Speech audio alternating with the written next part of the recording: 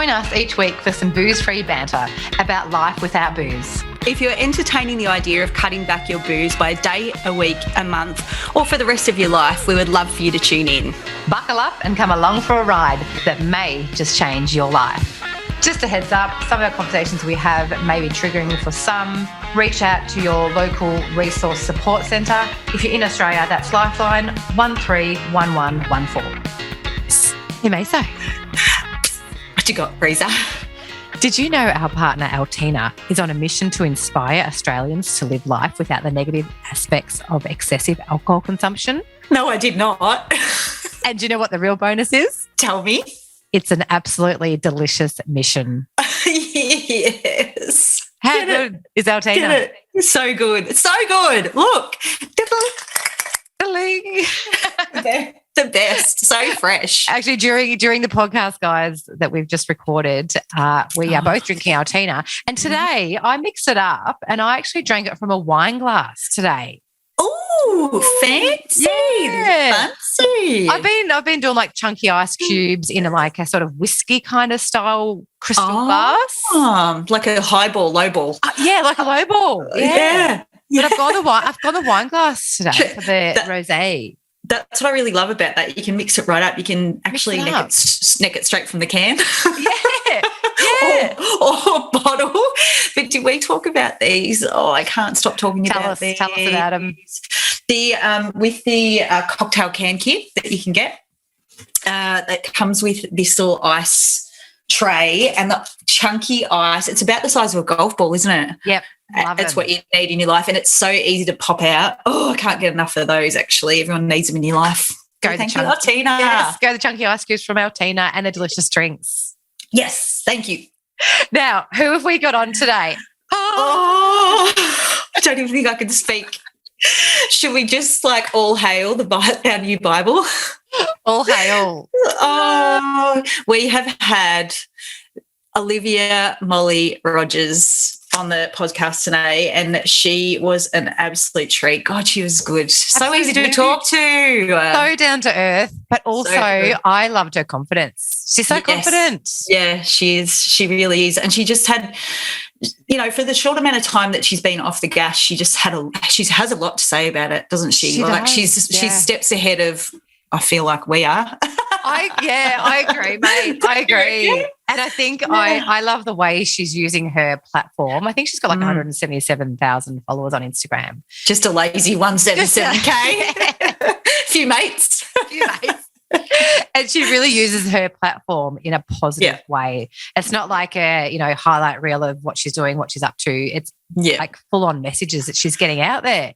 Yes, and she even, her entire book, which I just adore, is full of her little story, and then it'll have a little snippet, like a little roundup bit, and then she'll follow it up with resources and support to get it out there. And she is a mental health care and body image advocate, as well as artist. She's an artist as well. Author. Yes, author. Did I say author? Oh, no, I said author. Author. Actually, that's a good segue. She's also a speech pathologist. Maybe we could book in a little appointment. But wasn't she great? She was brilliant. She was so generous to give us her time, and we could talk for hours. And she was the same. She could have just kept chatting. Yeah. So she was brilliant. I mentioned at the end of our chat, I needed this chat today. I just needed a little pep talk. Didn't know I was going to get it, and I just loved it. I was hanging off every word. Yeah, same. There was a few more light bulb moments I had during this potty that I hadn't even considered with sobriety. So yeah, can you tell us? Can you unpack that? Can't remember what they were. You'll have to listen in. That's right. There was something she was saying. Oh, there was a couple of moments where I was like, I hadn't thought of that actually. Yeah, and I've forgotten. But you might, if you watch on YouTube, you might see my face go, oh. Yeah. The light bulbs go off. The light bulbs are pinging. I don't think that's the right noise for the light bulbs, is it? No, that's more like a squealing pig kind of noise. But I was super stoked. I know you were, Maso, to talk to her, given she's getting married in 2 weeks' time. Who has time as a bride to do a podcast 2 weeks before you're getting married? No one ever. No one ever. Yeah. She was super generous with her time and, just a lovely chick.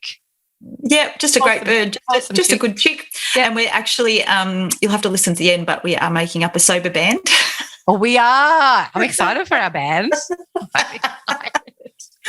You'll have to listen in. You'll have to listen right to the end to hear that. We need 2 more members, don't we? Yes. Or are we just going to go rogue and go with 3? It's a trio. Oh, actually, maybe we should put it out there for another 2. Yeah. Potentially there's some spots available. Maybe Chrissy Swan could take a spot. Because that's where she was inspired. Olivia was inspired by Chrissy. Right, by Chrissy. Chrissy. Yes, righty. So there's one more spot left. Chrissy, if you're listening, there's an opportunity for you. Our people will speak to your people and we'll make it happen. Yes. Let's, what do you reckon? Let's get amongst them, Maso. Get into it. Get your ears around Olivia Molly Rogers. A big warm welcome to our very special guest, Olivia Molly Rogers. Welcome to the potty, Olivia. Thanks, girls. Thanks for having me. Now, it is a bit of a first for Booze Free Bants, so I'm going to read something out because I don't want to butcher it. It is the first time we've had an artist, an author, a speech pathologist, a mental health and body image advocate, former Miss Universe Australia, and the co-owner of the world's cutest dog. Oh, that's a great intro. Thank you. Yay. Where is Ziggy? Is Ziggy home today? He is home. It's a hot day, so he'll be chilling inside. We have a cooling mat that he likes to lay on, so I'm sure he's probably on that right now. The chow's in the house. The chow's always in the house. He goes wherever he wants. He's kind of the boss. Yes, I can really understand and appreciate that. You gotta have shame on it, shame on it, figure it out. We're just going to throw you straight into it, Olivia, with our shame story. So hit us with a boozy shame story. Go for it. So I knew you were going to ask me this, and I had to think about it, and the amount of things that sort of come flooding into my mind is it's not much fun. You get that wave of regret and shame. There are lots of stories, but one that sort of stands out is probably just the amount of things that I would forget. I blacked out a lot of the time when I drank. Classic blackouts. Yep. Which is one of the things that I hated the most, just not being able to remember anything. And I often would meet people, and I would black out even after just a few drinks. Like, it didn't take me many to black out. And I'd just have these chunks of evenings missing from my memory. And just reintroducing myself to people that I had met before, or telling a story that I had told before and just couldn't remember. I think they're the things that still give me pangs of shame now. I'm just like, oh my God, you idiot. So now that I don't drink, it's just the best thing that I can, remember every conversation. And when I see someone again, I make sure that I bring up things that we spoke about last time, because I'm like a bit smug. I'm like, I remember everything now. Good on me. You've just reminded me, Olivia, I was on the flip side of that the other day. I was having a conversation with a friend, and he repeated the conversation he had with me when he was drunk. And I'm like, he doesn't remember that conversation. It's so interesting being the sober one now and noticing that time in the evening when people start telling you a story that they've already told you that night even. Yeah. Like when you get to that point, I'm like, okay, I think I'm going to pull the pin now, because I've heard this story. And I pretend that it's new, but I'm like, I know what she's going to say next. And I know the next line. I know how this goes. Let me take over for you. Yeah. I'll finish off. I ask questions back like, oh, was it this person? And they're like, oh, yeah. How'd you know? You told me an hour ago. That's so good. Great. That's smooth. I like it. So let's go back, Olivia, a little bit. You grew up in Adelaide. Can you tell us a little bit about when you first started drinking and how your relationship with alcohol evolved? Yeah, so I remember very clearly the first time I got drunk. It was an absolute disaster. I guess it set the precedent for my drinking over the years. I was only 15, maybe 14, actually probably 14. We were at a friend's house and her parents were away. or they were going out for the night. I can't remember, but they definitely weren't there until the early hours of the morning. And I just still to this day feel very sorry for them for what they came home to. It was absolute chaos. We got our hands on some spirits and, you know, being teenagers, had no idea, sort of drinking the spirits like, like lemonade. And it just did not end well. I don't remember much of the night. I remember having some drinks, and then next thing I was resting my head on the toilet seat, and I was hungover for 3 days, and not just like a headache and, you know, feeling a bit sick, like vomiting for 3 days. I really, really ruined myself. And you think that that would be enough to stop me drinking, but I just thought, oh, I'm young and silly and I don't know how to drink properly, so that's just a one-off that won't happen again. But unfortunately, lots of similar occasions happen. Not quite to that extreme where I was vomiting for days afterwards, but yeah, just where I just didn't know my limits and I would just drink far too much. And yeah, it wasn't great. It's in hindsight, I'm just like, why did I keep doing that so frequently when it was more often than not ending badly? Can so relate. Yeah, that's the same. I can so relate to that story. Yeah, I think unfortunately a lot of people can. Yeah, we just never learn our lesson, do we? No. Until now. Yeah, we've learnt it now. It's okay. Yeah, took me till 29, but we got there in the end. Yeah. It took me till 41. That's okay. You're here now. That's right. We came across your story in Hello Sunday morning, where after you'd gone 30 days without drinking. Can you tell us what got you to that point? Like, what was the catalyst that said enough? Yeah. So I think, there's a multitude of things. I have anxiety as it is. It has improved so much since I stopped drinking. But that was one of the things that I just was so sick of, the feeling, not only after drinking, but prior to drinking, because we'd be getting ready to go on a night out. And instead of having butterflies, being excited to go out, I was always nervous because I'm like, which Olivia is going to come out tonight? I just don't know. And, you know, I quite like myself when I'm sober, but I don't like myself when I'm drunk. And sometimes I'd be fun. And, you know, a lot of my friends tell me now, they're like, you weren't bad. But I think it's my partner that saw the real drunk me that I didn't like, because all of my insecurities would come out. We would have stupid fights that just, you know, I couldn't tell you the next day how it started, but just too much emotion and so much angst and anxiety that didn't exist when I was sober. So it was that I just hated. We were sort of on repeat, having these silly fights, and I got sick of waking up and wondering if he was going to be annoyed at me. And because, you know, I often wouldn't remember what I'd said to him, and he'd say, do you remember? And I'm like, yeah, but no. I definitely didn't. And that was awful. Like, I absolutely adore my partner, and when we are sober, we are so good. And then we'd have these silly fights when we were drunk, and it had me thinking, like, are we right for each other? But really all I needed to do was take alcohol out of the equation and everything was so much better. Like, I cannot tell you the last time we had a big blow up, probably the last night that I drank. Yep. And yeah, I mean, that was definitely a catalyst. Like, I had a lunch. So it was the last day of April. I had a lunch with Priceline, and I'm an ambassador for Priceline, and it was a beautiful lunch, and Chrissy Swan was there, and she's one of the other ambassadors for Priceline. And she was just glowing, and she looked so happy and beautiful. And I said to her, you look amazing. While I was getting a wine poured, she was getting a water. And she said, it's not drinking. I swear to you, my life has just gotten so much better since I stopped drinking. And I think at that point she hadn't been drinking for a couple of months, maybe 3 months. And I was like, wow, good on her, while I had my wine. And I was like, God, I don't know if I could do that. And then went out for drinks that evening with a friend of ours and my partner. And we were just going to have a couple of drinks and then head home.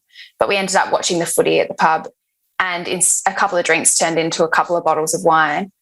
and we had a stupid fight on the way home. Don't remember what it was about. Woke up in the morning feeling like, you know, a piece of shit. And I was just like, I just need to stop doing this. Why am I doing this? I am the only person that's making me drink. Nobody else is pouring the drink down my throat.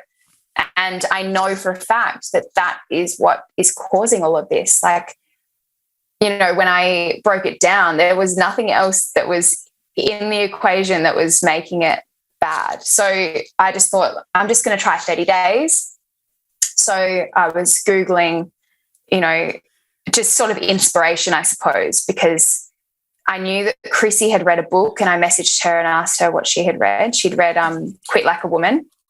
So she recommended that, which it's a great book. And then I was just, trying to find podcasts like you guys. And there were lots of blogs that popped up and different Instagram pages. So I just sort of immersed myself in sobriety, but only with the intention of doing 30 days. But I also started doing the alcohol-free experiment, and they have journal prompts. And from day one, they got me to write down the reasons why I choose to drink, and the reasons why maybe I shouldn't drink, and the reasons to not drink so far outweigh the reasons why I do drink. And when you sit and think, why do I drink? I'm like, actually, I don't know. Like, I can't really tell you why I drink. I just do. And that was just so interesting to challenge my thoughts and be like, why are you doing this? Like, my list of reasons why I shouldn't drink was so long, and I could have kept going. I stopped. I thought 30 days, we'll see how we go.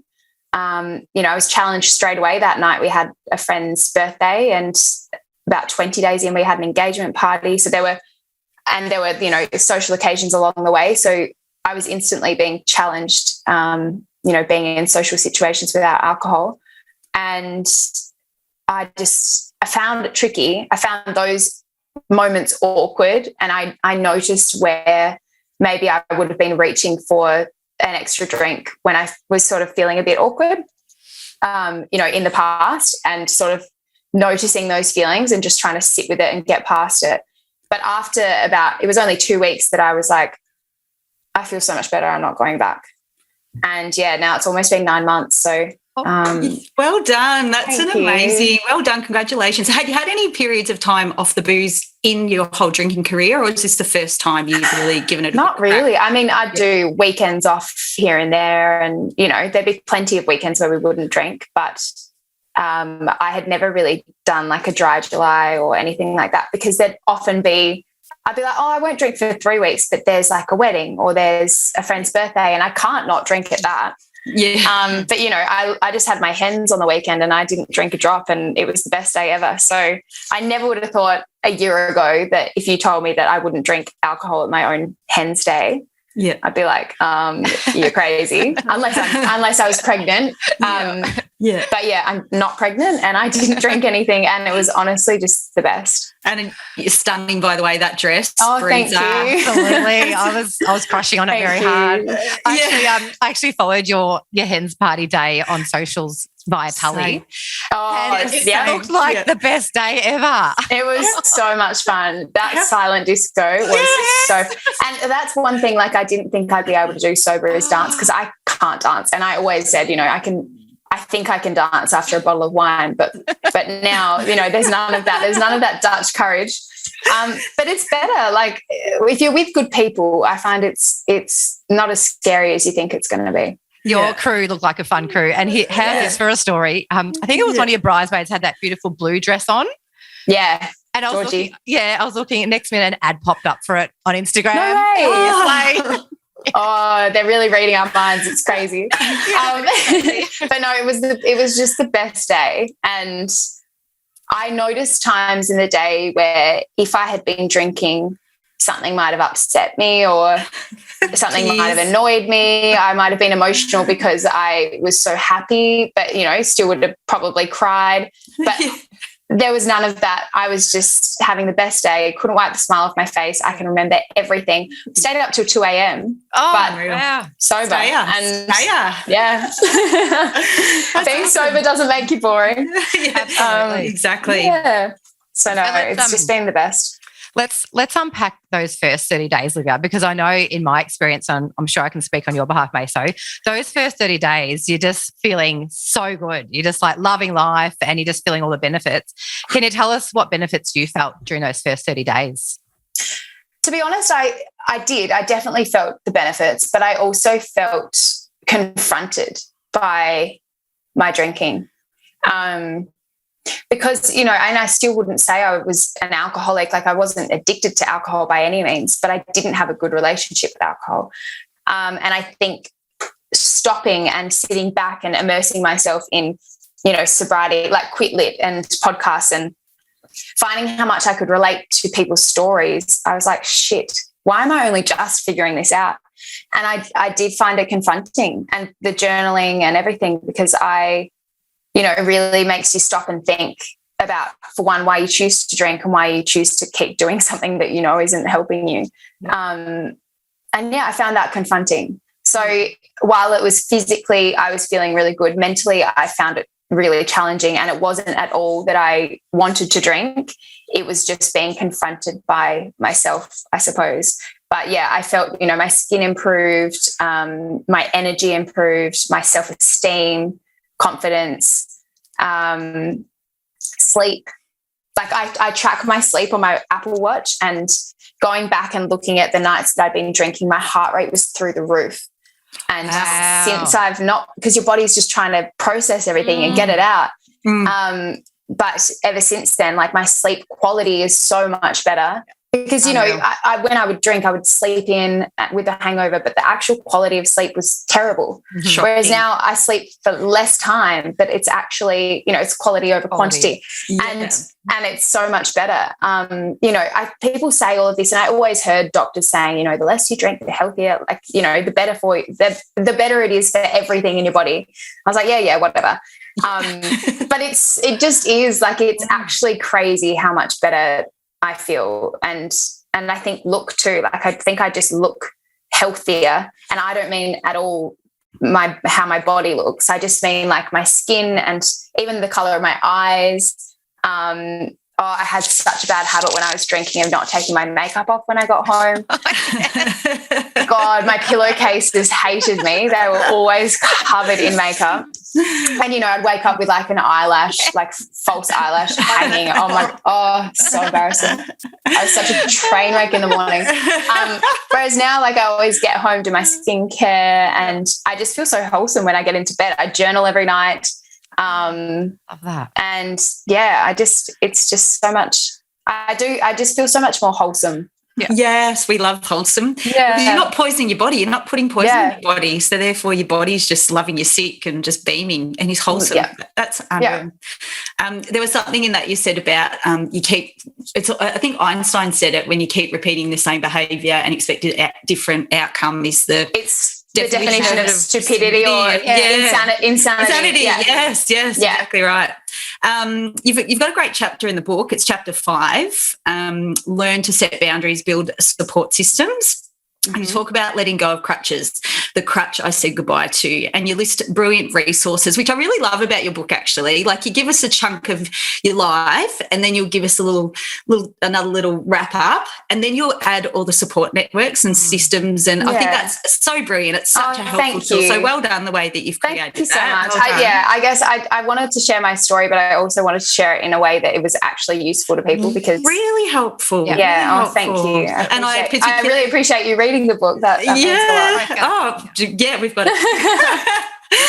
I love that. Yes, particularly I will add the bit about the organ donor as well with Jack. And I'm so sorry about Jack. Thank you. Rest in peace. But I like that, because lots of people aren't organ donors. But I think it's something people just don't think about, or you assume that you are, or that your family knows. But not everybody actually feels it in. May Jack rest in peace. Thank you. Yeah, that brought me to tears, that story, Olivia. Yeah. Thank had you. written that. Yeah.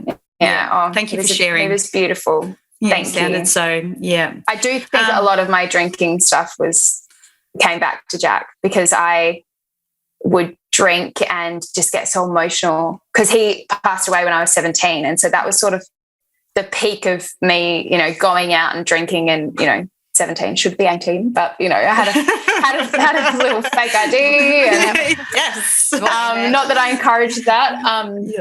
And I'd go out with all my friends, and Jack's favorite song would come on when we were at a club, and like a lot of us would be around just sort of crying, and it was nice in a way, but also I think that grief always came out when I was drinking, which just isn't fun. And it's not fun for anyone, because if you're with friends that are just trying to have a good time and you start bawling your eyes out, that's not fun for them.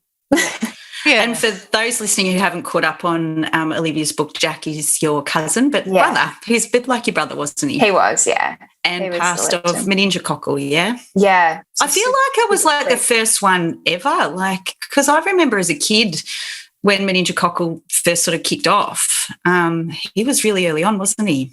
Yeah, it was. And it was such a shock, because not many people, he was 18, and, usually it's very sadly babies. Not so much teenagers. So it was a real shock. No one expected that. Yeah. Yeah. Well, thank you for sharing that. Yeah. So back to the crutch. It said the crutch that I said goodbye to, and you list all the brilliant resources. Yeah. Can you tell us the tools that you've touched on a little bit? Can you unpack a bit more the tools that you've used to stay off the gas? Yeah. I think really early on, I completely was obsessed by everything sobriety. And I think that really helped me. I don't feel like I need it as much now. Like I actually quite rarely turn to sobriety podcasts as much as I was at the beginning. I still enjoy it because it's nice to hear from people that I can relate to now. Because the amount of people that talk about alcohol, it's just mind-boggling. Like being on the other side of it, just everything goes back to alcohol. Doesn't it? Oh, it's wild. So, I turned to sobriety more to just hear from people who are on the same page as me. But early days, I was reading books, listening to audiobooks, listening to podcasts, and following Instagram pages. And I think I've listed quite a few in the book. You have. And I just found them so, so helpful, because even when, like, one book that I really loved, and I don't know if you guys have read it, is The Unexpected Joy of Being Sober by Catherine Gray. I read that about, I reckon, 8 years ago or longer. Really? Is that when you... How long have you been sober? I shouldn't say only, 7 months. But I think... Oh, amazing. I was going through a bit of a sober curious journey back then. Yeah. And I need to reread it, because I was just like, wow. Well, you should also read her second book, which is amazing. It's called Sunshine Warm Sober, which I love, because, everyone says stone cold sober, but she has flipped it, because it is like sunshine warm sober. Like life is so much better and happier and brighter. Yeah. And she's flipped it, so she calls herself stone cold drunk when she refers back to her drunk nights, and then she does a comparison. She does, like, when I was stone cold drunk on a holiday, and what her holiday looks like, and then sunshine warm sober holiday, and how much better it is. Because, thinking back, I'm like, the amount of holidays that I've been on where they revolve around drinking. It's like you go through your day, you start drinking in the afternoon, you get pretty drunk, and then you wake up in the morning and do it all again. Yeah. And it stops you from doing activities. You don't explore places as much because you feel like crap, and you don't get that much out of it. Whereas I'm so excited. I haven't been on one yet because COVID. But like our honeymoon's coming up, for example, and I'm so excited to be on a holiday with my partner, and he'll still drink because he still drinks, and that's fine. Yep. But I'll get up in the morning and, go for a run and get things done before midday and feel productive and get the most out of the holiday and actually feel rested. Like, that's the thing. I never came back from holidays feeling rested. Yeah. Anyway, I keep going on tangents, but I heard we're here for it. We're here for it. Her books are just amazing, and we've connected on social media, and she's just such a great person. But in saying that, like, I was reading her book and thinking, wow, this is quite extreme, because she went through some really, really hard times with alcohol, where she was definitely addicted to alcohol, and when she became sober, she struggled to have it in the house, that kind of thing. And I couldn't relate to that, because when I stopped drinking, I found that part quite easy, just being like, I'm done. So I know that's not the case for everyone, and I always like to acknowledge that, because I know some people, really struggle with that initial, actually sort of stopping and not breaking up with alcohol and not going back. Yeah. but I still found so many of her stories really, really relatable. Yeah. Another one that I really loved and it helped me with shame was the Seltzer Squad. It's a podcast, and they're two American girls. They're in New York, and they have this one, I guess it's a different episode thread, and it's called Hot Mess Hoedowns. And these girls send in, or women, mainly women, but also men, send through their hot mess stories of when they were drunk, and they are just so funny. And it's kind of people's like rock bottom. And there's this one that just makes me laugh so much, that this girl came home really drunk and couldn't find a way to get into her house and woke up on her front porch because she couldn't get in. And then she watched her security footage the next day, and she'd been crawling around on her porch with her handbag in her mouth, searching for her key. Like, just these stories where I'm like, you know, when you're dealing with shame about things that you've done when you've been drinking, it's really nice to hear other people's stories and be like, okay, I wasn't that bad, or like, we've all done it, you know. We've all done it. Yeah. So I that really helps me, and also gives me a good laugh, because sometimes I find sobriety conversations can be quite dark when they're talking about, you know, their drinking habits and that kind of thing. And I still think that's really important, but it's also nice to have a laugh. Yeah.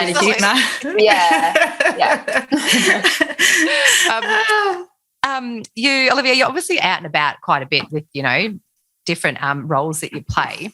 Mm-hmm. Do you ever have wobbly moments, or do you ever find something that triggers you to want to pick up a drink? And if so, how do you work through that process? Because I know it happens to me still. So I'd love to hear how you work through those moments. Yeah, there's been a couple of times when I have thought, and I actually said to my partner once, we had a really, like, are you guys in Melbourne? Yeah.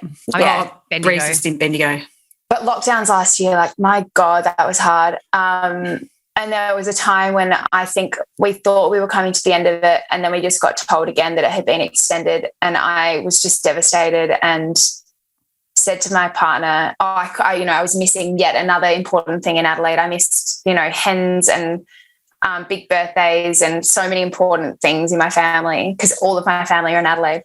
And I said to Justin, if I was going to start drinking again, today would be the day, because I am just rocked. But I knew that was the last thing that was going to make me feel better. And I knew that in that moment of that first drink, maybe I'd be like, oh, this is nice and I feel better right now. But I knew, you know, drink 2 or drink 3, that I'd be feeling 50 times worse than I was earlier.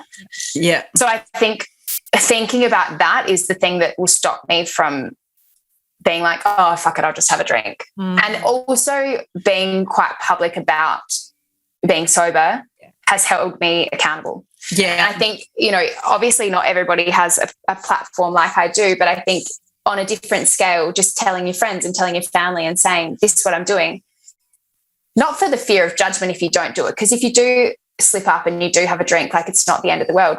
But I think it holds you accountable, because you want to be proud of yourself and you want to say, I've got to 50 days, I've got to 100 days, because it's such a great feeling. Yeah. And I think holding on to that really, really helps. I actually find, you know, it's different in so many ways, but it's also similar in some ways. When I was breaking my habit of bulimia, it was a similar kind of feeling, that, like, I knew that whatever I was feeling in that moment that was making me want to repeat old habits, the feeling afterwards wouldn't be worth it. Yeah. And that's how I see drinking. Like, I know that maybe there'll be a moment where I think this is a good idea, I'm just going to have one. But yeah, knowing how I feel after and how disappointed I would be with myself, I know that it's just not worth it. So I just reach for the non-alcoholic instead. And it's, you know, once you push past that uncomfortable moment, it goes. Like, I think that's the thing. You think that feeling won't go away, but it does go away. Yeah. I love the phrase, and I see it quite a bit around on Instagram, is play the tape forward. So, you know, I haven't heard, I really like that. Yeah. Play the tape forward to the next day. How are you going to be feeling? You know, how you're going to be waking up, and all those emotions that you said, like, you're going to feel disappointed with yourself, all that keeps you to go, no, I'm going to work through this. Yeah. And it's like a muscle. The more you do it, the easier it gets. And And it's a little win every time you push past, so for me, like I found you asked if there were any triggers, and early on, it was being in social situations where I was with people that I maybe didn't know as well, or like the small talk was uncomfortable. And I think part of that too is that we've been locked up for so long and we all forgot how to socialize. So I was like, what do I do now without a drink in my hand? Like, and also saying like, I'm going to go get a water doesn't have the same effect as saying, okay, I'm leaving this conversation because I'm going to get a drink. Which is so annoying. But so I often have wee breaks, even though I don't need to wee. So that's a good escape. But yeah, I found that was not so much a trigger, but more like I noticed that I'm like, okay, I would probably have gone to get another drink right now because I feel uncomfortable. I went to it's again pushing past those moments, I think, and then you're like, oh, I did it and I feel better. It's fleeting, isn't it? Yeah, once you push past it, definitely. It's just not worth it. It's just not worth it. No, I went to my first winery on the weekend. There's live music at a local winery, and I was like, oh, this is where I do some of my best work. Oh, my God. I was drinking. The amount of wine tours that have ended badly is too many to count. I had a great time. And you know what? Being sober at a winery, you are entertained by the crowd. Yeah. Like the band was awesome, but the people in the crowd, I was just like, I'm loving watching all these people. Like it was good. But also you get that feeling that's like, oh, when someone has had too much and you're like, oh, thank God I'm not that person anymore. And you're secretly a little bit smug going, you're like rat shit tomorrow and I'm going to be fresh. Yes. You know that little video that's like, am I better than everyone? Like when you wake up on a Sunday and you're not hungover. And I have so many of my friends message me when they're all hungover saying, people I'm jealous of right now, Olivia. Actually, just on your friends, what's their vibe on it? Have you been inspiring them? Have you noticed their shift in boozing as well? A little bit. Some of them have, they swap out the odd alcoholic beverage to try my non-alcoholic beverages here and there, which I think is great. I've received zero judgment, like nothing but support from my friends, because I just have really good friends. I'm very lucky. And I have said, I know it's a little harsh, but I think a lot of people say to me, oh, my friends are being really awful about it. I'm like, I think maybe they're the wrong friends. Like if your friends need you to be drunk for them to be okay around you, then they're probably not your people. I think also being at the age I'm at, like I'm almost 30 and most of my friends are around my age. So they're all pretty mature. And I think it would be harder being in your early 20s probably because people are like, don't be boring. Like, come on, you've got to drink. But everyone was really curious. Like they asked me so many questions to begin with. But now they're nothing but supportive. Like I had one of my best friend's weddings in December and I was a bridesmaid and the only one not drinking. And on the bus on the way up, they made sure they had non-alcoholic gins for me. And at the wedding, there was non-alcoholic rosé that was sat in front of my spot. And, it's the inclusiveness and them being thoughtful and acknowledging that that's what I need is just amazing. So that's awesome. I'm really lucky. Awesome. We can all learn, for all the friends out there, we can all learn something from Olivia's friends because it's not the same for everybody. They don't get it. A lot of people like, what do you mean you don't drink? And we were probably like that too prior to. I would have been too. I would have been probably more fascinated, being like, oh, how do you do life without alcohol? Because it's not something I had ever considered before. But I do find there's more curiosity than judgment. Yeah. Well, because we didn't know there was another option. Yeah. And I think because like people like yourself and Chrissy Swan that are on this platform going, it's actually okay to not drink, giving people permission to go, okay, I can probably do that. And then And that's been the coolest thing. Like I think more so than inspiring my friends, because my friends all still drink and I absolutely do not judge them. And I love that too because, they were all drinking at my hands and they felt really comfortable to do so. I don't ever want them to change their behaviours around me because they think I'm going to judge them. Because if alcohol is not affecting them in a negative way, then they don't need to stop drinking. Like if they're still having fun, keep drinking. Absolutely. And not a single one of my friends seems to have that anxiety that anxiety that I used to have, you know, like they wake up and they'll be like, that was so much fun. And they have zero regrets. And not Who that are these people? Oh, I know. Like, that was just not me. And It's unreal. so, yeah, as long as they're feeling good, then I feel happy for them to drink. And my partner too, like, because we don't have drunken fights anymore because only one of us is drunk. And he doesn't wake up feeling angry at himself or anything like that. He just wakes up feeling hungover. Yeah. He eats his, you know, junk food and moves on with his life, and he's fine. So if things ever change and I thought he was thinking, you know, if he said to me, oh, you know, I'm sick of feeling this way or whatever, then I would try and talk to him about, but like at this point in time, I'm so happy for everyone around me to drink. I just don't want to. Yeah, good on you. Love that. That's awesome. I guess I saw something on your Insta about people pushing back, and like, have you had to have one-liners? I think it's a bit different because you're, you know, in the public eye and people know you're not drinking. Therefore, do people question it though? What's your one-liners? What do you tell people? No, I'm not drinking. Like Breeza and I have got a couple of little crackers that we use. Like if someone asks, why are you drinking? Because I'm an absolute hot, rotten mess, and it's best for everyone that you don't drink, you know, or, you know, some people, I like to sort of message people before an event, say just heads up, I'm not drinking. Can I ask how long you have been sober? Yeah, so I've actually had 3 goes at it over about 10 years. The first time was 14 months. The second time was 6 weeks, and then the third time was 7 months. But most recently, it's 5 months. So August was the last time. So thanks so much. Yeah, it's amazing. And I know booze just doesn't serve me as much as I love getting shit-faced, and I was really good at it. It just doesn't serve me, and it's just I so wish that we could just give this gift of clarity to everyone listening and understand how good it is to we're not boring. I think that there's a thing, Breezy, you talked about the other day, friends think we are missing out. But actually because we get to remember everything. I have better conversations. Yes. I have more confidence. I enjoy my time with my friends so much more. Yeah. And I'm not missing out on anything. I think there's this misconception because a lot of the time if people do have a month off alcohol, they might also be like, well, I'm not going to go to that event. But when you're doing it long term, it's very different. You can't just not go to things. You have to be out and about because that's your life now. Like it's different. Absolutely. So I think, there's this misconception that when you don't drink, you do become boring and you don't want to go to things. But that's not how I feel at all. I love being out and being sober. Yeah. I think the thing that really helps is the fact that the non-alcoholic movement is so huge at the moment. And massive. It's becoming more rare that you go to a place that doesn't have at least one good non-alcoholic option that isn't just soft drink or water.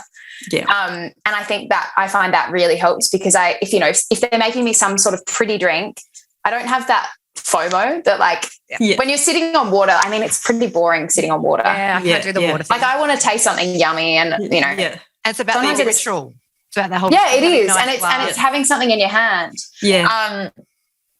And also people, you know, if you do have people questioning you, I feel like they question you less as long as there's like a beverage in front of you. Yeah. People don't care what's in your glass. As long as you've got something in your glass. Yeah. They don't care if they're alcoholic or not. Yeah. Yeah. So getting back to that, what did you have a one-liner, what you tell people? I find that I just say I don't drink anymore. Yeah. And I think saying it with confidence stops people pushing back. Because I think in the past, if, you know, I'd had nights here and there where I'd be like, I don't want to drink tonight. So I'd drive and I'd say, I'm driving. And people would say, oh, just leave your car. I'll drop you to it tomorrow. You know, they try to find a solution to make you drink. Yeah. Whereas if you say, I don't drink, even if you are planning on doing it for 30 days, just in that 30 days, say, oh, I don't drink, people are less likely to be like, why? Yeah. Because a lot of the time I think people think, oh shit, she must have been an alcoholic. Yeah. And then they don't want to open that Pandora's box. So they just leave it. And that's fine. You can think I was an alcoholic if you want. Whatever suits you. But I find that strong language really helps. Yeah. And it can go, like you said, it can go one or two ways. They can either just run to the hills or they can open the conversation by going, oh, why? Why is that? So, Yeah. and you can My partner and I had this awkward moment where we were at an event and he did a month off alcohol, which was amazing because he doesn't think he's done that since he started drinking. And it was really nice having my little sober buddy, but he's back on it now. Yeah, he did well. And he, like, it was a shame because he was quite sick that month. So he didn't get the full effects of how good you feel when you're sober. Like he had a bit of a cough. It wasn't COVID. We have had that since, but you know, he wasn't waking up and feeling amazing. So I was thinking, he should probably do another month down the track. And he was the one who suggested it to me and said, I want to do another month like this year so that I can really get the whole effect, which is great. But so we went to this event and this guy was like, can I get you a drink? And I said, no, thanks. I'm good. And Justin said, yeah, no, we're good.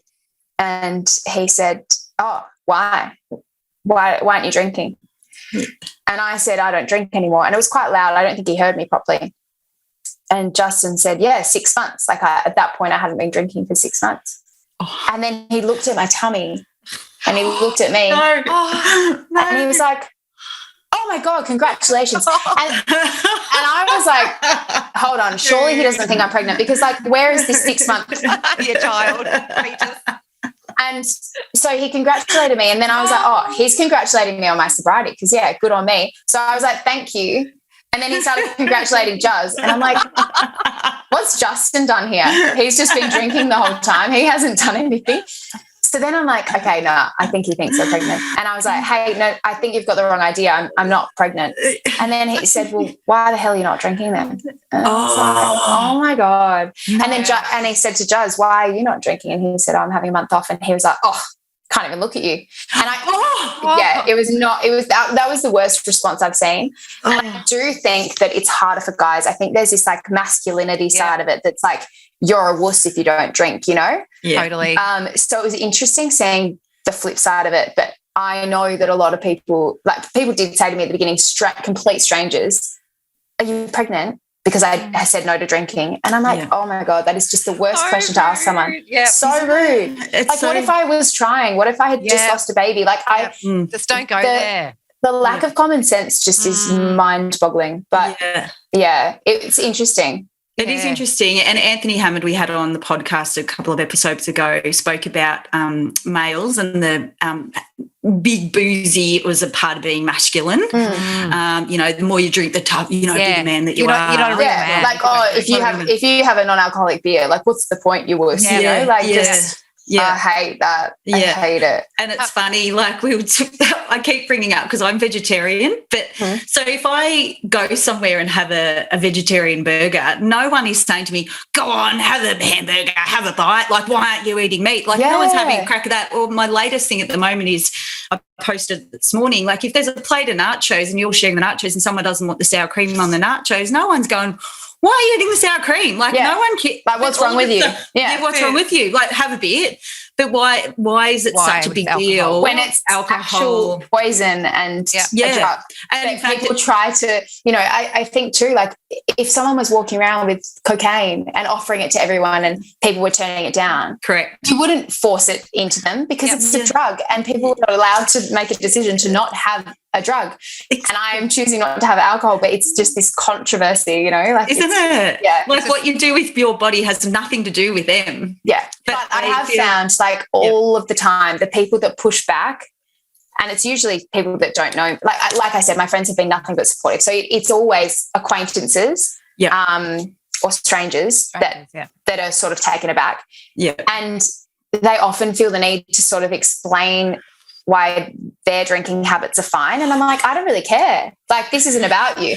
But I think it's like you're holding a mirror up to them and they think, oh, shit, well, maybe I shouldn't drink too, but I think I'm fine. So they start sort of rambling and I'm like, I don't care. It's true. It's true. Sorry, Breeza. No, I was going to say we get that like most weekends that I'm out or I'm socialising. People will tell me how much they've drank or how much they're planning on drinking. I'm like, don't really care. Yeah, they're like, oh, but I only drink on Saturdays. I'm like, cool, good for you. That's fine. Yes, and it's the same being a vegetarian. People want to tell me, I don't eat much red meat, I only eat chicken or fish. I don't care. Yeah. Like, I think, and you're right, it is holding a mirror up because people all of a sudden go, ooh, oh, that got me. That actually triggered something in me there and it's made me feel a little bit uncomfortable. Therefore, I actually probably need to explain myself. Yeah. And like, I'm not the alcohol police. Like, I don't care. You do you, dog.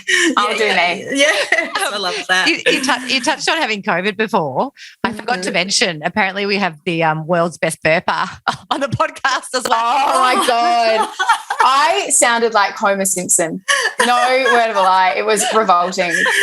Like, proper that blew up, didn't it? Yes. That really blew up all over the world, apparently. It was so embarrassing because, I mean, I'm so open on social media, but I feel like there's a big difference between what I would like to share in my stories and what should be published in an article. And, like, the amount of times that the Daily Mail have posted strange things about me that I'm like, that's not news. And the people will comment being like, how is this news? I'm like, it's not. And then they get annoyed at me. I'm like, I didn't make it into an article. Oh, man. Yeah, that was ridiculous. I'm glad I didn't actually share a video of me burping because then that would have gone everywhere. I only shared that with close friends. You've recently partnered with Dan Murphy's. Now, did you used to work there? Is that where you used to work? Yeah, I was a checkout chick, which also was really eye-opening at a young age, just seeing the regulars and people's drinking habits back then. Like, I would work at Dan's on a Sunday. I did the 10 a.m. to 7 p.m. It was getting me through uni, and I'd often take my uni notes, and I probably shouldn't be saying this publicly. I'd take my uni notes. I think you're okay. It's okay. I'm on the other side of it now. But I would study at my counter and you know, wait for customers to come through. But I was often hungover because it was a Sunday, so duh. And I would get there at 10 a.m. and there'd be people lining up for their booze. And this one guy in particular, every single Sunday, he'd come in the morning, he'd buy a 6-pack of beer. And I know he lives nearby, he'd walk. And then he'd walk back not long later and he'd buy another 6-pack.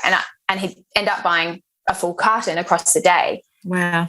But I think he was trying to only let himself have 6. And he's like, well, I'll only have 6. But then he just had to keep coming back. And yeah, noticing all of those sort of habits was really eye-opening. And back then, my God, there never would have been non-alcoholic drinks. So it is just amazing that Dan's has this huge range, and they're so supportive. And this whole campaign, it's not about just becoming sober, obviously, but it's about finding it's called Find Your Alt campaign. So finding your alternative. So encouraging people to not always think, I've got to have 10 beers. You can have less than that, and you can have something mixed in there that's non-alcoholic that isn't going to get you, silly drunk. That you can still sit with your friends and have a nice drink, and it doesn't have to be full of alcohol. So yeah, I think it's really powerful, and the feedback's been amazing. Because I think people are searching for non-alcoholic options, and it used to be so hard to find yummy ones, but there are so many good ones out there now. Too right. What are some of your favourites? I do love Altina, and I see that you guys have got that at the moment. Yeah. I love Monday. They do a really good. Oh yes, I've got that in the background actually. Yeah, the gin and tonics. Yes, they're so good, and they're so good, and they're low in sugar. I find that the non-alcoholic drinks that are high in sugar, I don't like so much because I end up getting a headache, and I'm like, well, I kind of feel hungover and I haven't drunk. So that's annoying if you have too much sugar. But there are lots of great options that are low in sugar. And I prefer those. There's the Seedlip non-alcoholic spirits. I really like them. And I like making like a nice drink with a garnish, and, at home, that's nice to sort of have that ritual and sit down and like dried, have you got dried fruit there? Yeah. Altina actually sent these out in their little, what they call the can kit, Breeza, the cocktail. Oh, they're so nice. Yeah. And it just makes it so much, I don't know, it's more fun. Yeah, more fancy. Yeah. And what else? I really like the McQuiggan Zero Rosé, because I was a big fan of rosé. Same. So I like having an option that's There's actually some great AF rosé. And it's dry. I think that it's not too sweet. So, but yeah, there's just so many. I have so many at home now that I am working my way through. Yeah, good. But it's fun. And also because, you only feel like you need a couple. Yeah. Because it doesn't have that addictive correct alcohol in it. So, friends of mine say, oh, isn't it annoying that mocktails are so expensive? I'm like, not really, because I'm having 2 instead of 8. Yeah. 100. Yeah. Exactly. And I think that's one thing people don't understand, Breeze, you spoke about this before, is alcohol, it takes as much time and labour and effort to make alcohol-free drinks as it does the alcohol. So, people miss that. You're still paying the price for them. But it's exactly. Yeah. It's not cordial. If you want a cheap drink, then you can have cordial or soft drink. But I think it's worth it because I like having the non-alcoholic options, because I do think it's that, the ritual of it and not feeling like you're missing out. Correct. And you're around champagne a lot, like when you're out and about at events. It's a champagne flowing, so it's nice to have a glass of AF bubbles. Yeah. You'll do the definitely. Yeah. And I'll be having that on my wedding day, which is in a couple of weeks. And so many people have said to me, oh, surely you'll drink at your wedding. I'm like, absolutely not. That's the last place. If I decided to drink again, that would be the last place I would do it, because for one, we have a choreographed dance and I cannot be drunk for that. How exciting. How good. I just want to remember every single minute of that day, because I'm sure it will go so quickly. We've been trying to get married for so long now. It's our 3rd wedding date. So I definitely don't want to drink. Anyway, I'll have non-alcoholic sparkling. And I'm excited. Yeah, that's so good. I do, when you did write that in the book about prior to giving up alcohol, how you envisaged a wedding, of remembering everything. I've been in that situation before too, going, because I blacked out, I'm not going to remember everything, and now you're going to remember and eat it, as Breeza says, eat up the day. Yeah. Well, it's like this mental gymnastics, and I've heard that phrase a lot in sobriety, in quit lit and that kind of thing, where you've got, your mind is, there's so much time is spent on, okay, well, if I have 2 drinks here, then I can still drive here. And then I'll make sure I have, water in between these ones so that I don't get too drunk here. And then all that goes out the window. Well, it did for me, because I'd just get merry and drunk and forget. Yeah. And now all of that's gone. I can drive everywhere. I have this control, and I know before I go out, I no longer have that anxiety of like, which Olivia is going to come out tonight, because I know that it's just going to be sober Olivia, and we like her. She's okay. and it's your true self there. Yeah. I hate that idea that, the truth comes out when you're drunk. Like, that's just not true. Because I used to think that, and I thought, oh God, well, this must be the real me, the drunk me, and I don't like her very much. She is emotional. She's annoying. And I hated that. I hated thinking that was my true self, and it's not. I think what I have learned is that my sober self is my true self, and I much prefer her. And I think that's been a really nice discovery along the way. Love that. And Michael Jordan had this quote, once I made a decision, I never thought about it again. So having made that decision to go alcohol-free, you don't have to have that chaos like you're talking about, that mental gymnastics. Yeah. So, love that. Love that. It's very freeing. Yeah, 100%. I think we're going to read, if you don't mind, a little favourite part of your book, Olivia. Sure. So many favourites. It was hard to you're so sweet.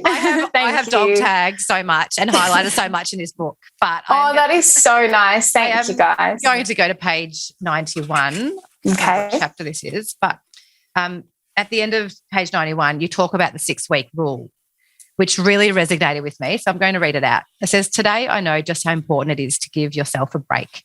A lot of wellness professionals actually suggest taking a holiday or break every 6 weeks to reset. This doesn't have to be a trip to the coast or even require money. It could simply be a long weekend unplugged from work and social media. I think that is like mic drop moment, because it's so important, that self-care and that unplugging. Switch it off. Get out of it. Definitely. And I think sort of reflecting too, like I've found part of my sobriety journey, like I started journaling every night when I stopped drinking.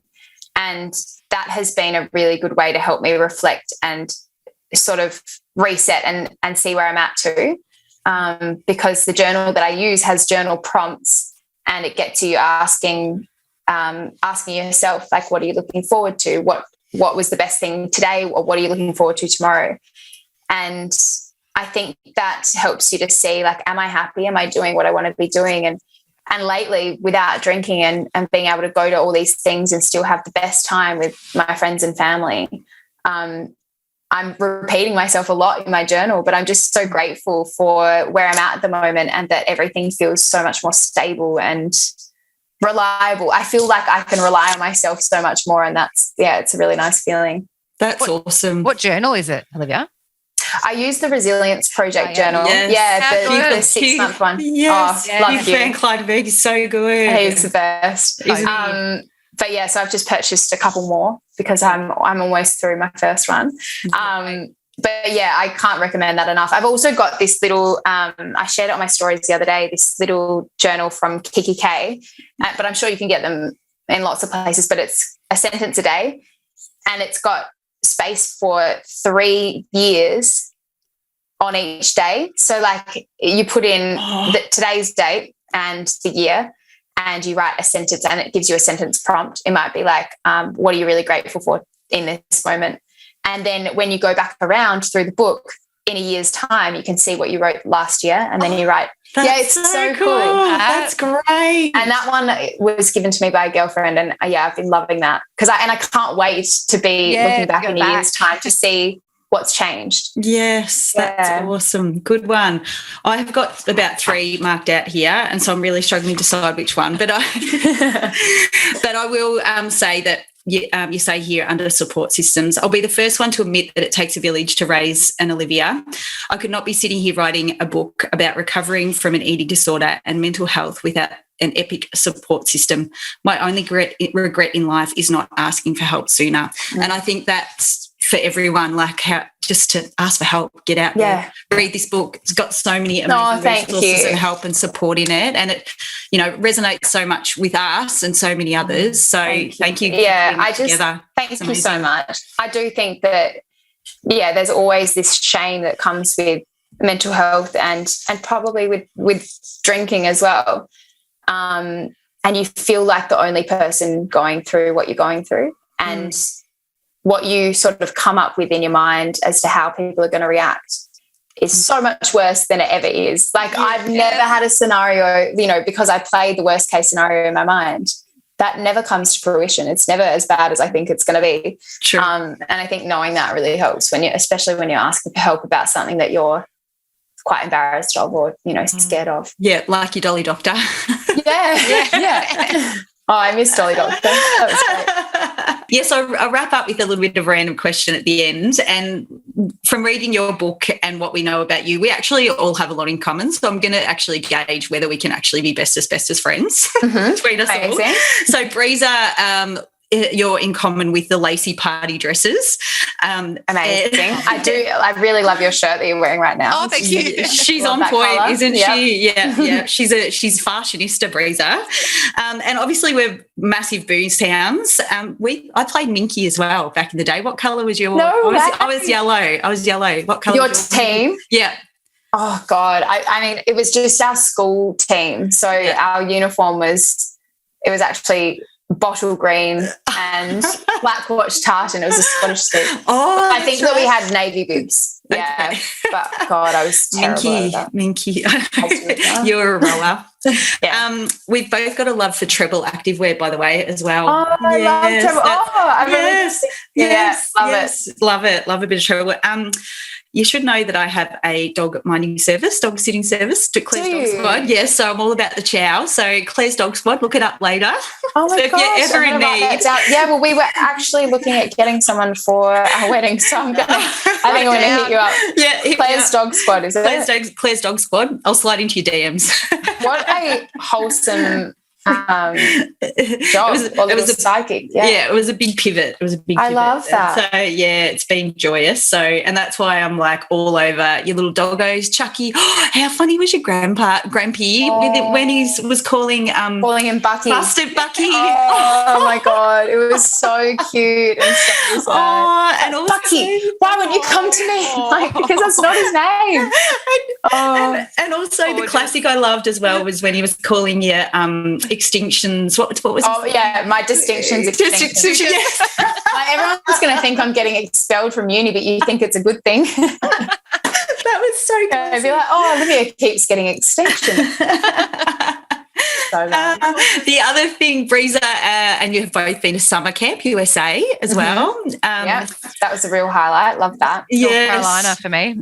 Yes, Oh, cool. and what else did I have here? Oh, yeah, you've been on Fitbit. I love the Fitbit boys. Dylan and Lomas. How good are they? Just such legends. Aren't they good? They're great. So But good. the clincher to decide whether we are all besties, who is your favourite Spice Girl? Oh, it was Baby. I was a sucker for Baby Spice. Yeah. Yes. Who was yours? I love Scary Spice. Okay, that means you're a bit more sassy. I was Ginger because she was a bit naughty. Ginger. I mean, well, then we could just make our own band. We could. Oh, Yeah. dang. The sober The girls. sober Spice Girls. Yes. Oh, I love I like it. it. So good. Poor old Posh. I don't think many girls wanted to be Posh. She really did that. But did you know, here's a fun fact. So when they actually, it was, what are they called when they have a show? Reunion. Like a reunion. No, not a reunion. No, where the very first started Spice Girls. Inaugural. Audition. Audition. Use your words, Claire. I was going to say. I have another drink. So Posh actually got the highest score. Out of all of them. Yeah, who knew? Who knew? Really? Yeah. That's so yeah. interesting. And there was actually another Spice Girl before Baby came in. Did you know that? No. Yeah, she couldn't commit, I don't think. And then, good. I'm Spice You're Girl. really all over this. Spice, yeah, you've got all the trivia. I love that. So good. So you're getting married in a couple of weeks, yeah? A couple of weeks, wedding? Oh my 16 God. days. Congratulations Yeah, in advance. congratulations. Wonderful. Weddings are the exciting. best. Yeah, it's been a little bit stressful with the whole COVID situation, and we've got lots of guests interstate, and I've just had a few pull out this morning. So we're hoping we're just hoping for the best. We could take this spot. We'll step in. You volunteer as tribute. Amazing. Yeah, I think it'll be great. We've been trying, this is our third wedding date, and it hasn't really been happening as we had hoped initially, but it'll be a great day as long as we can get I'm hoping at least 50% of our guests can come. Yeah. Hopefully more, but we'll see. Fingers crossed. Oh, wonderful. It'll Congratulations in advance. Thank you. Yeah, Awesome. I can't wait to see your wedding dress. Oh, Yeah, I mean, I know the feeling, because whenever someone I know is getting married, if I'm not going, I'm sitting on their page just waiting, like, when are you going to post? I need to see this dress.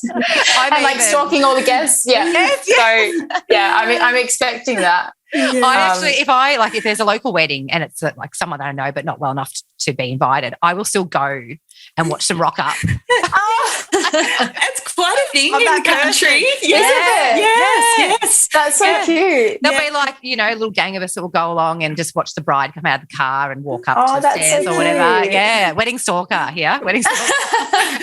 Wedding crashes. Weddings are the best. So yeah, I'm very, and after having such an amazing day at my hands, I feel like that's just set the tone for the wedding, and I'm so excited. Oh, love it. Yeah, just get married finally and have a good time doing it. Is Ziggy going to be in the wedding, or what's Ziggy? No, I'm looking after him. Oh, that's right. Claire's looking after him.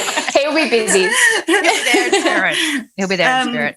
There was one thing that I forgot to add. No, you go. I was going to say, just on dogs at weddings, friends of mine who live in New York got married in Byron Bay and obviously couldn't fly their Frenchie over. So they had a cutout of him on the beach.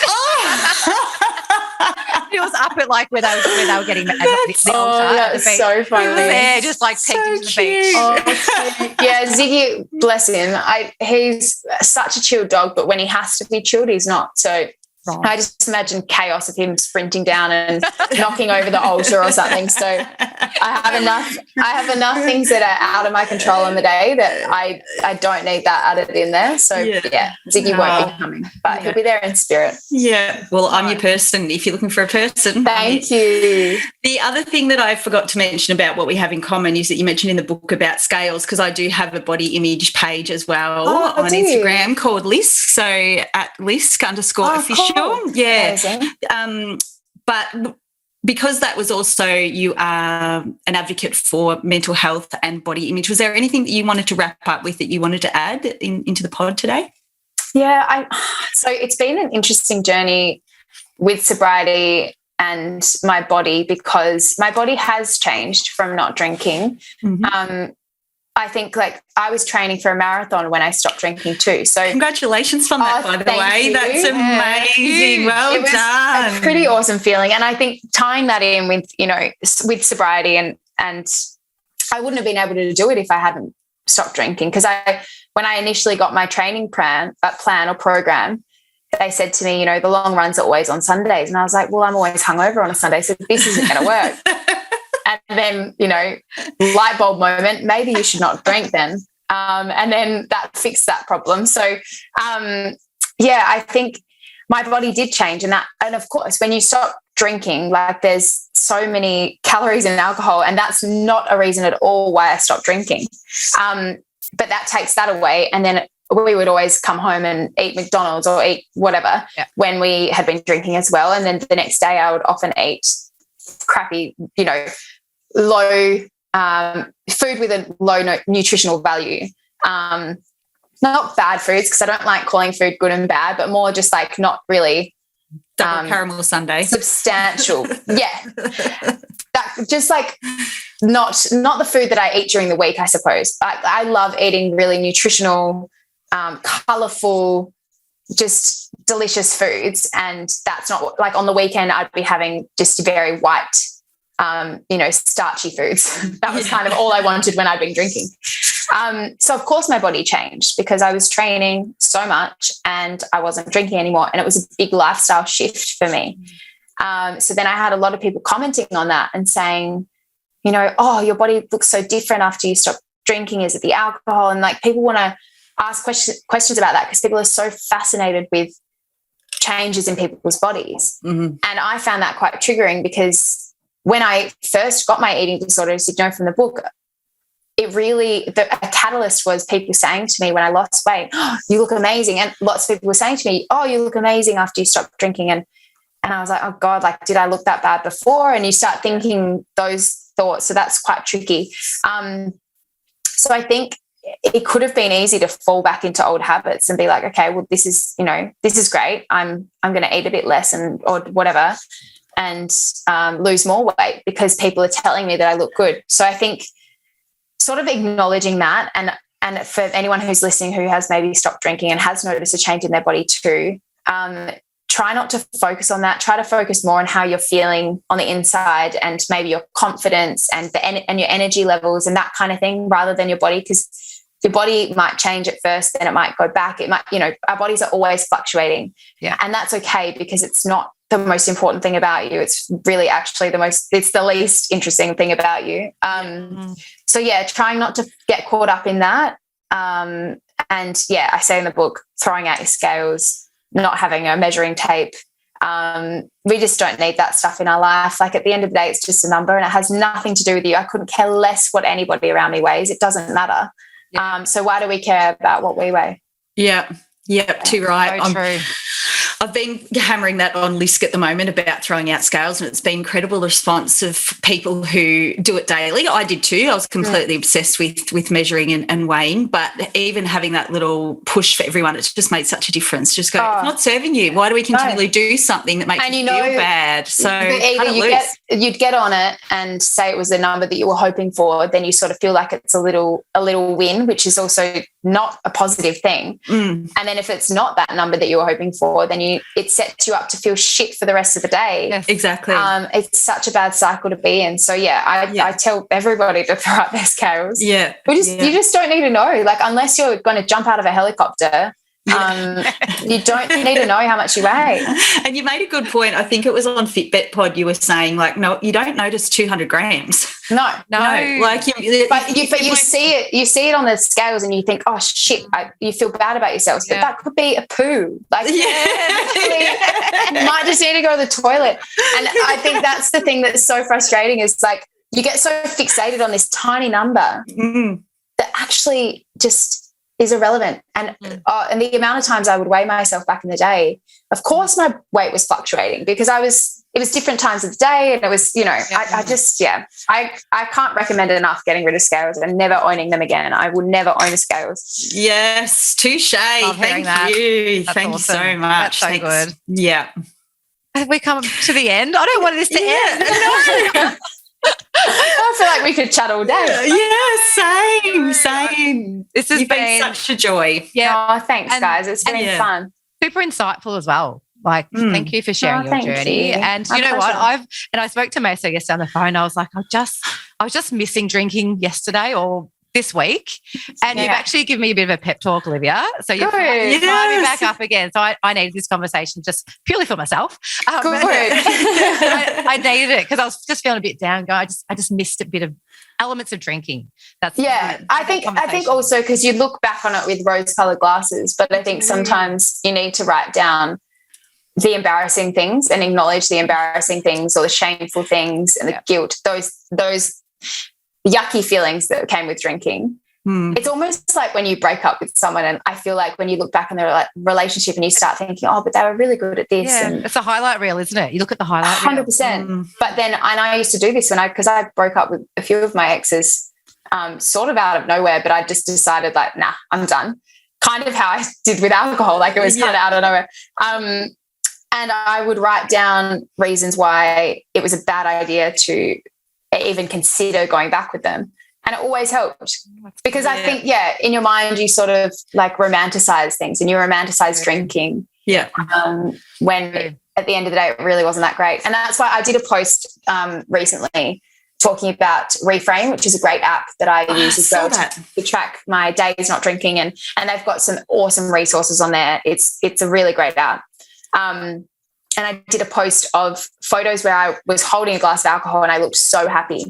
And not all of those nights, but some of them, and a lot of the time, I would say probably 70% of the time, my drunken nights would end up in tears or like in D&Ms that weren't constructive or, and showing how that was alcohol being romanticized, because at the start of the night, it's great. It's fine. Everything's fine, but it's not fine later. And I think, you've got to try and remember as uncomfortable as it can be at times, you've got to try and remember the uncomfortable parts and the negative parts, because it keeps you motivated.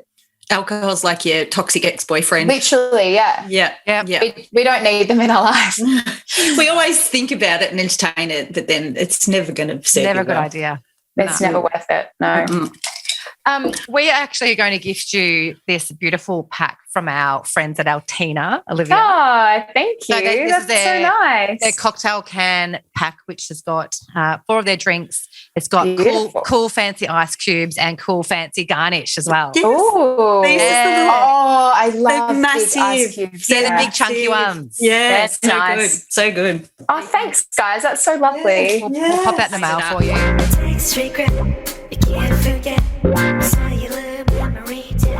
So I have several text regrets, or probably hundreds, to be honest, but I couldn't find any for you because I would always delete them. Like, that feeling when you wake up and you have blacked out or everything's a bit hazy and you think, I think I sent this person a message. Sometimes I couldn't even bring myself to open what I had sent, and I would just delete it because I'm like, this can't be good. We'll just get rid of it and we'll just pretend it never happened. Yes. And it's locked away in the shame box and it doesn't. And I feel like those are the things that have been flooding back to me while I've been sober, because I don't know if you've had that. I've had lots of dreams about drinking where I wake up, I'm dreaming that I'm drunk again and I'm really annoyed at myself, and then I wake up and I'm like, oh, thank God it was a dream.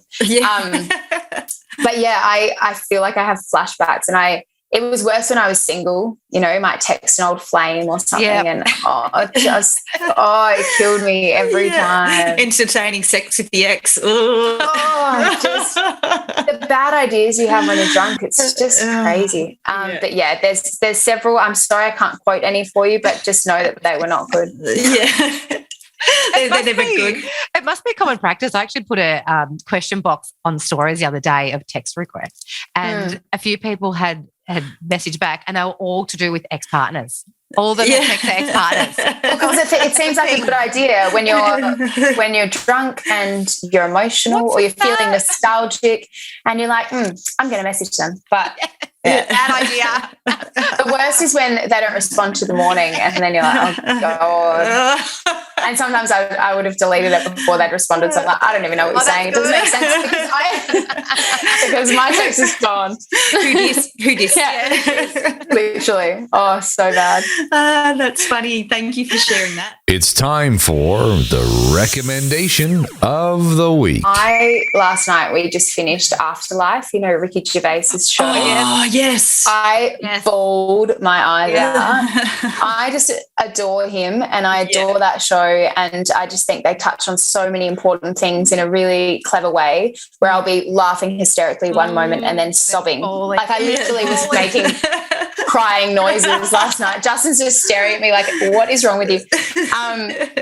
But just such a good show. I loved it. Yes, it gets weird in parts, like so a bit freaky sometimes. But he's a clever man, isn't he? Oh, he's so clever. What season is it up to? Is that season 3? Season 3. It came out last week, I think, and we devoured it. So definitely recommend that. Thanks so much for your time, Olivia. We really appreciate it. Pleasure. Thanks for having me on. And well done on everything you're doing and using your platform for.